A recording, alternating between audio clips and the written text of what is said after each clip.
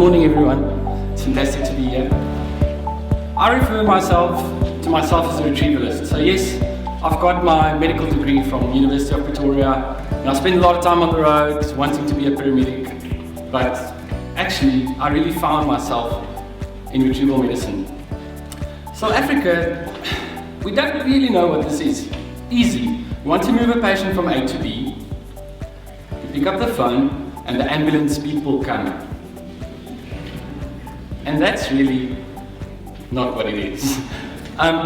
What is retrieval medicine? So in certain parts of the world, they realized that an ambulance person might not have the scope of practice or the skill to transfer really, really sick patients. I think if you really have to think about it, someone who's on ECMO, you're not going to send that patient with the BAA. So what is retrieval medicine? Retrieval medicine is taking the right platform to the patient, with the right team, with the right set of skill to move the patient safe, fast and efficiently. And it really is the good, the bad and the ugly in medicine. If you think that intubation is difficult in the ED because the patient's hypertensive, try that when you cannot auscultate, or you're in the back of an ambulance, or you're on a seacraft, or you're up in the air, whether it be 500 foot or 30,000 foot. I think about, if you have to think, okay, we want to move this patient, what do you think about? It's very easy. You build a sandwich, and as you all know, a sandwich is not just bread. There's some other things as well. So, if you think about the bread is really the platform that we want to move this patient on. It can be, we all think about helis. Yes, that is an option. I know in the Western Cape you don't like to fly, but in Joburg we fly. And it just look like you want to bleed, then you get a flight. It's awesome. For me, not for the patient, but it's cool. So the bread is really how are we going to move this patient. And there's a couple of considerations that you want to take in mind here. Yes, the heli is quick to start up, and it can get to the patient right there, and then it doesn't need an airstrip or anything like that. But really is that the platform that you want to fly 400 kilometers on. It's going to take a while, where your fixed wing might rather be the best option. But then again, you need an airstrip and you need an extra ground ambulance. If you think about ambulances, it's awesome to have an ICU ambulance. You've got all the latest toys, you've got all the brackets and monitoring, everything like that. Do we find them everywhere? No, we don't. We really don't. So, you might mix the two then. So you might have a helicopter and a normal ambulance and just put the equipment of the helicopter on the ambulance. Something that we don't really think about in Joburg or the rest of the country is sea-based retrieval. Some places do actually use seacraft to retrieve patients. If you look at the small islands in Scotland, they sometimes use seacraft to move patients. And the point just there is, doesn't matter which the bread is, as long as you choose something that is available and that you know. All right. And if you don't know, then ask. The meat of the retrieval, that's really the team of the retrieval. Who do we send out to actually fetch these patients? South Africa, if you see a doctor pre-hospitally, they're really, really rare. And should we just be sending any doctor on these land and sea and aircraft? No. I really don't think so. So yes, doctors do provide a different skill. They can administer blood, which pre-hospital other care providers can't. But really, if you're a doctor and you're interested in this, you must have some time, have some experience, and really invest into this.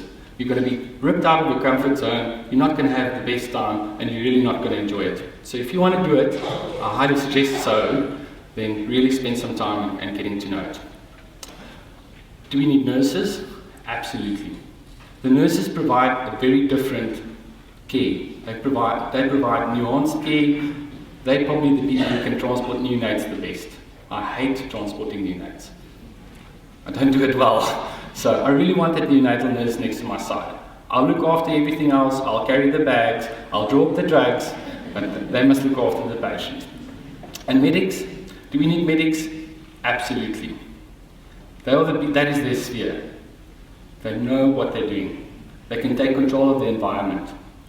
And they really, really provide awesome care. But they're limited in what they can do according to the scope and according to the practice. Alright. So what's the perfect mix? I don't know what the perfect mix is. It will depend on the patient and depend on what the patient's needs are during transport. Sometimes a doctor and nurse is perfect, sometimes a medic crew is perfect, sometimes a doctor medic crew is, there's no perfect mix. It really depends on how far and what's wrong with your patient. The condiments or the sauce of retrieval, this really boils down to what is the culture of retrieval where you're working. It might be a culture of retrieval in your province, it might be a culture of retrieval in your service, but this helps to make things flow and makes things move on. The vegetables are the equipment in retrieval. You get lots of different kinds of vegetables, but some vegetables are better than others. We all would want the latest and greatest equipment, but we know it's impossible because of cost. So what is the perfect equipment for retrieval?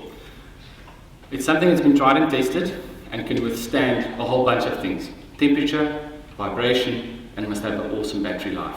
You're not going to be able to plug in everything. And then the dairy. Cheese is cheese, but not all cheeses are equal. So you get your Swiss cheese, which is your trauma patient, full of holes. You get your brie cheese, which is stinky, that's your septic medical patient. Then you get your Parmesan, which is an old cheese, very... and then you get the hard camembert, which is the neonate. Okay. So, depending on which cheese you're going to get, you might change your bread, you might change your vegetables, and you might change your sauce. Okay. Alright. 5 things to keep in mind. 5 things to keep in mind, whether you are part of the referring hospital, receiving hospital, or part of the team that's actually going to transport this patient. Number 1. You need to know your equipment. You need to know your equipment inside and out. If that alarm goes off, you must know why it's going off, and how do you stop it, and how do you troubleshoot. Alright. If you don't know your equipment, you're going to waste unnecessary time, and it's not going to be fun for anyone. Alright, so know your equipment. When you arrive to these patients, you listen to the handover. Thank you very much for the demissed handover. It structures and summarizes all that I want to know. But I always want more. There is not such a thing as too much information. You want to know exactly what's going on with this patient. Just don't assume anything. You mustn't believe anybody. And double check everything. Is that CVP really in? Is that chest drain really in? You must do this in a speedy or expeditiously fashion. Not wasting time. You don't want to affront the treating doctor as well, because I mean, she really knows how to put chest drains. But in the heat of the moment, sometimes these things can get lost. You bring a fresh set of eyes, you bring a fresh mindset, and you might not be as adrenalized as the team that's there. Alright. Crew resource management is a fancy term. I just say, check your buddy. Situational awareness. Keep your eyes open. If you are going to spend time inserting an IV, you are not going to be watching your back. If you're part of a retrieval team, one person must always have global oversight. One person treating, one person checking your back, making sure everything's fine, making sure that IV is not hooked on the stretcher when you pull the stretcher out. And really this is all about situational awareness. We like to say, yes, we all do this. Who of you actually practices how to be situationally aware? If you're not good at it, you can be better. And if you're good at it, you can be even better than that. Alright. This is something we can practice, we can improve, helps to keep our patients safe, it helps with the flow of things.